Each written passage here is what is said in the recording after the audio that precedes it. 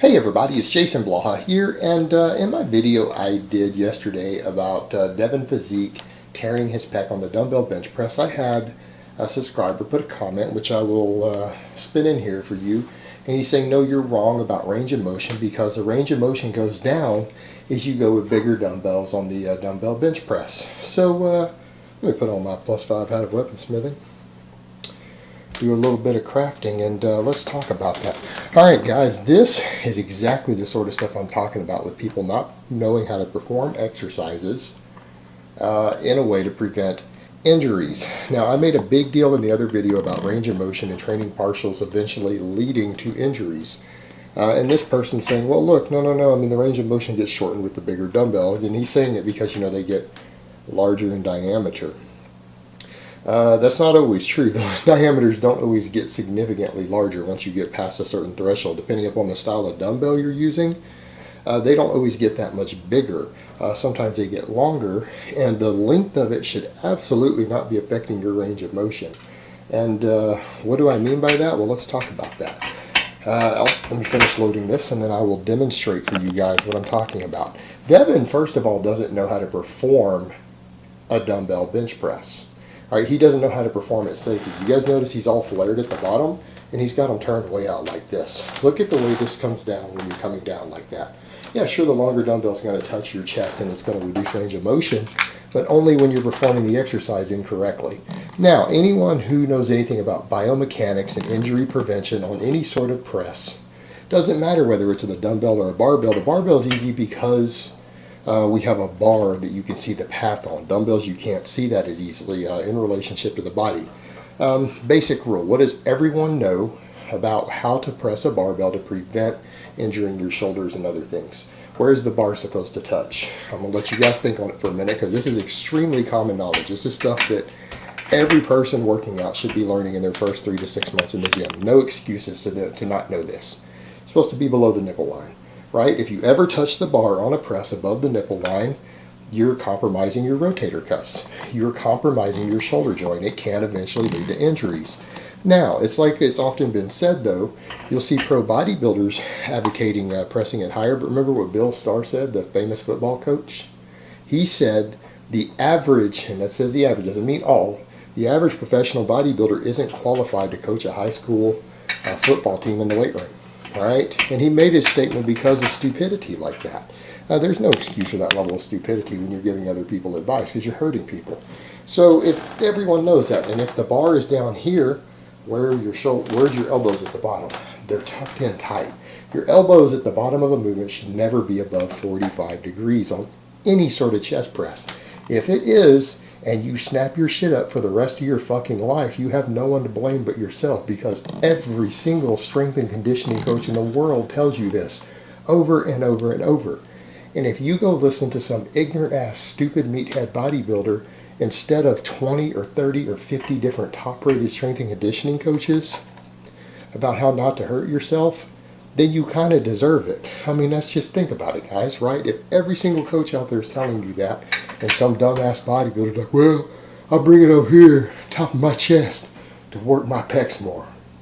But every coach tells you that will injure you, and you do that and you get injured, then basically that's just Darwinism, right? You're injuring yourself because you're stupid, and you didn't bother to listen to actual authorities. Instead, you went and listened to some dumbass meathead bodybuilder who doesn't know anything about the body.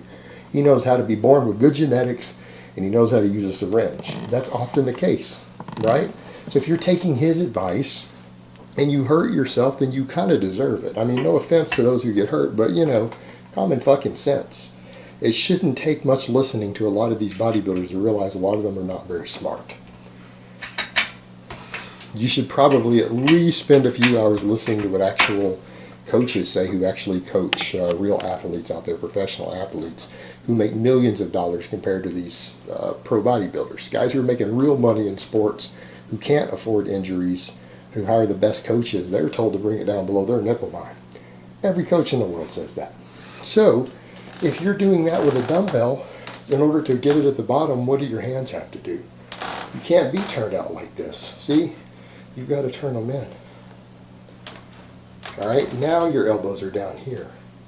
Well, if the dumbbells are getting a little longer and a little bigger, it's not affecting the range of motion if you're turned in with your hands pronated inwards. All right? Who else on YouTube Fitness advocates doing that? Big J. Big J's Extreme Fitness advocates doing that. Why does he say that he does that?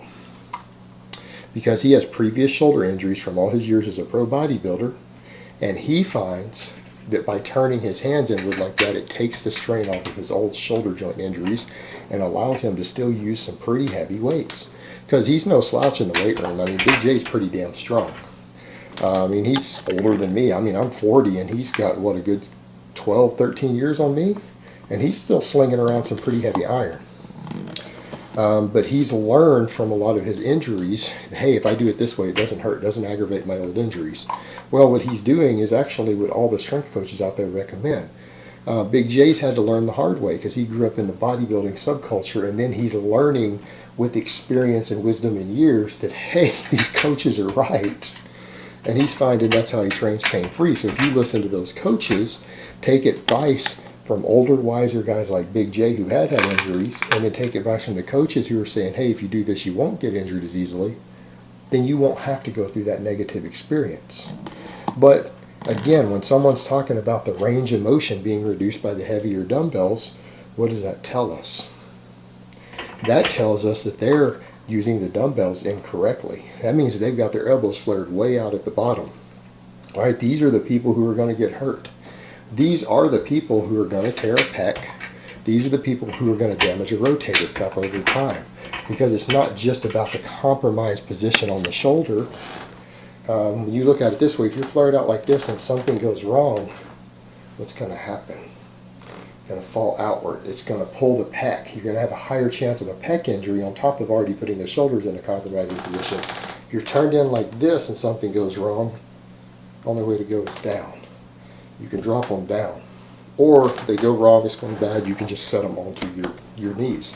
You should be able to get the dumbbells right into position back on your lap, even hundreds, even 150s. Because if you can get them into position, you can get them back there because it's a really easy move for you to get them back to your lap.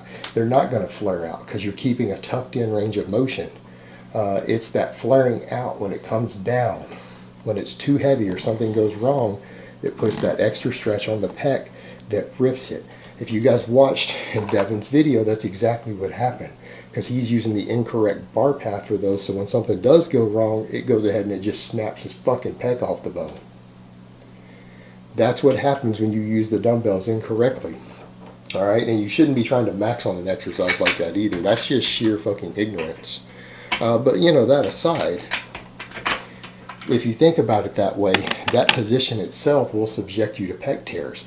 If you have them pronated in, not only is it 10 times easier on your shoulder joints, but if something goes wrong, you're not flaying way out here because you've got them turned in. They're going to come inward. And if they do, you're going to be able to get them onto your lap. You're not going to have anywhere near the same risk of ever tearing a pec. If something goes wrong, it goes too heavy, you have an accident, you're just as far less likely to get hurt. You're not going to be able to drop it on your face. You're not going to be able to drop it the same way to the side that rips the pec. It's just all around going to be safer for you to do that. And that's actual tears. And when it comes to the long-term strain, it's easier on your rotator cuffs and your shoulder joints every single rep, every time you press. So guys, it's this bad technique, this bad form that gets coached on a lot of exercises that hurts people. And it's really scary how many people are out there advocating this. So there's people with 1 million followers out there who are teaching these techniques and methods that are really going to fuck people up. It really does, and it's really scary how they don't get called out for any of this. And they really are hurting people. They're causing injuries, and that's the messed up part. Lifting weights is something that's supposed to be improving your life. It's supposed to be helping you. It's supposed to be making you better. It's supposed to be making you stronger. It's supposed to be making you fitter. And instead, all these young guys are getting all fucked up and snapped up because there's ignoramuses out there giving them advice on training who don't know anything about injury prevention technique or anything else. And if they haven't been hurt yet, they're lucky that they haven't. But like we're seeing all the time, we have a bunch of guys now up on YouTube and in the internet fitness world who are getting snapped up and hurt all the time. So we're actually seeing these guys who've been teaching these methods getting all snapped up now. And you got to question how many thousands of young men have been hurt and injured taking advice from these fucking morons. It's scary. It really is scary, and it's upsetting to me. It actually does get me upset because these fucking morons shouldn't be giving advice on how to train when they don't know how to do so safely. All they're doing is fucking hurting people. And honestly, I get sick of seeing this shit every fucking day. Alright guys, but that's really all I have to say on that today. I hope it's been informative, and I will talk to you guys next time.